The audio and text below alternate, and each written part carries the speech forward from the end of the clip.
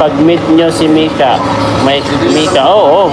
Abangan nyo sa vlog ni ko, guys. Abangan nyo sa vlog ni Kalinga Prab.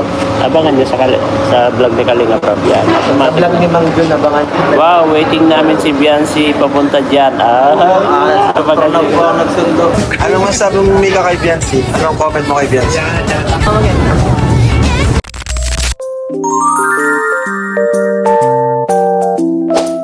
Sa wakas, ang inaabangang pagkikita ng maghipag mangyayari na. Edu, nakaramdam ng kaba pero masaya. First impression na sungitan, ang buong detalye sabay-sabay po nating alamin at pag-usapan ngayong araw. Pero bago po ang lahat, isang mapagpalang araw at gabi sa inyong lahat. May love shoutout sa lahat ng ating listeners, viewers, and subscribers saan mang sulok ng mundo. Mapaluzon, Visayas at Mindanao. Lalong-lalo na po sa ating mga kababayang OFW. Kamusta po kayo mga kalingap? Mabuhay po kayo hanggat gusto nyo. At kung bago ka pa lang sa aking munting YouTube channel, huwag ka nang mahiyang mag-subscribe, like, share, and comment. Huwag mo na rin kalimutang i-click ang notification bell nang sa ganon ay updated ka sa aking mga paparating na video. At syempre, patuloy po nating suportahan si Kalinga Prab at ang ating ama ng Kalingap, ang nag-iisang founder, si Kuya Val Santos Matubang. Kung maaari po ay no skip ads nang sa ganon ay mas marami pa tayong malingap na nangangailangan. At kunting paunawa po kung maaari ay tapusin niyo muna ang kabuuang video nang sa ganon ay akma ang inyong mga komento. So ayan po, ngayon dito po tayo sa Pasay City para asikaso ng mga kailangan asikasuhin. Secret muna yun, guys. Maano kasi kami, malipad papuntang Korea. Asikasuhin ko naman ng papeles ko dito. Ayaw mo dyan sa swimming pool? Mamaya ng gabi, sama sila ng June. Kaso may oras na akong magligo dyan. Ay, oras lang. Paano kung Mag-swimming pool tayo dito. Nasa harap lang namin. Mag-swimming pool kami, guys. kung pwede sa gabi? Pwede yan. Ayun, at ilang araw na nga po mga kalingap, sina Kalingap Edu, doon nga po sa Manila. At sumunod nga po sina Kalingap Prab, kung saan ay meron po silang inaasikaso. Bukod nga po sa mga papeles na inaasikaso po nila papuntang Korea, ay meron po silang business na inaasikaso at ngayon ay secret daw nga po muna kung ano ito. Hello po, guys. Yan ang galit. Yan si Kalinga Prab. Nakapasok na rin po namin si Biancy dito. Susundo. Ay, kuha na pala, Ed. Ay, kuha na. Malapit na pala daw. Wala silang pasok. Masunod yun dito. Abangan din ang pagsunod. Maganda yan. Astig yan. Oo. Maganda-ganda yun, guys. Kasi susunod si Beyonce. Diretso na sa Korea. Yes, tama. Diretso na sa Korea, guys. Abangan ng Korea. Ay, ganda no? Ilang days na yung Korea natin na? Allah. Ay, 1 week. Ay, Tagal Eds, 1 week. 1 week, guys. 1 week tayo sa Korea. Ay, kasama ng biyahe. Ganun dapat ang travel, mga 1 week. Oo. Eh, yung 4 days lang, nakakapagod yun. Pag 1 week kasi, relax lang kayo eh. Para sulit, guys. Para sulit. Tapos, ilang days na lang, wala nang pasok, no?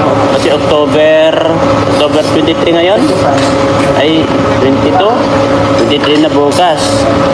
Kasi sem break na, guys, ay sem break. Susunod ni... Shout out, Casey. Susunod ni wifey ni SD to, guys. Oo, susunod yun. Abangan nyo, guys.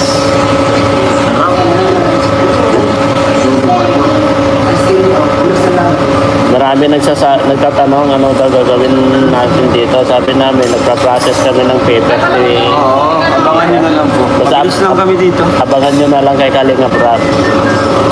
Malalaman nyo naman lahat-lahat. Pag-meet nyo Si Bian at si Mika. Hindi naman, hindi pa sila... Vlog ko yun. Vlog nila. Abangan nyo na lang, guys. Ayun, at malinaw nga po nating narinig mga kalingap na susunod nga daw po si Bibi Viency doon sa Manila.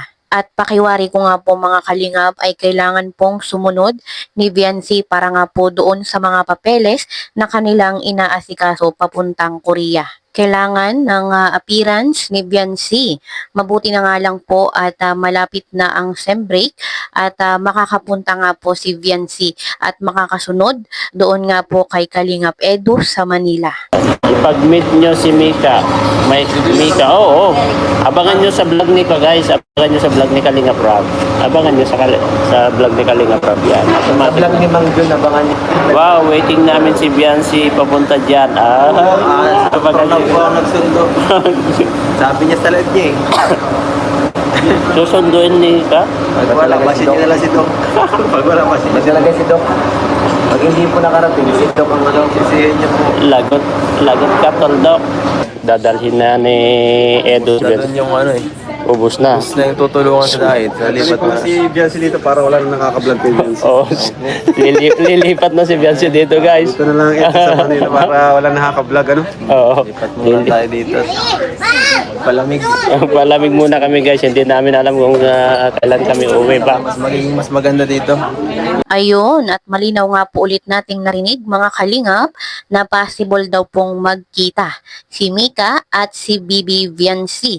Alam naman po natin nung nakaraang vlog ni Kalinga Prab na pumunta din po sila ng Manila ay nagkita po silang magpipinsan kung saan ay gusto nga din po ni Mika na ma-meet si Viency. At kung mangyayari nga po mga kalingap ang kaganapang ito ay isa pong tao ang masaya at uuwing nakangiti. Syempre wala pong iba kundi si Kalingap Edu. Alam naman po natin na talagang itong dalawang babaeng ito ay mahalaga sa kanyang buhay. Ang kanyang kapatid na si Mika at syempre ang kanyang love of his life. Syempre si Viency. Ilan taon ka na?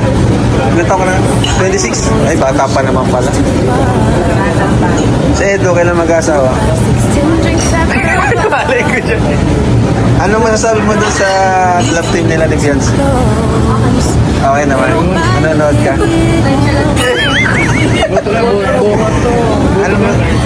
Ano masasabi mo doon, Mika, doon sa sa pag-vlog ni Eds? Maganda. Di mo na-expect. One word man. Di mo na-expect na magiging vlogger siya, no? Walang nag-expect. Ha?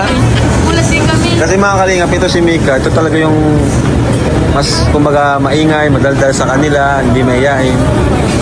Si Edo yung talagang di magsasalita. Pero si Edo yung naging vlogger.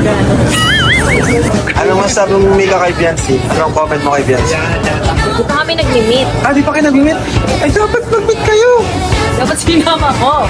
Ayaw nga, no? Tagal na nun, ha? Maganda.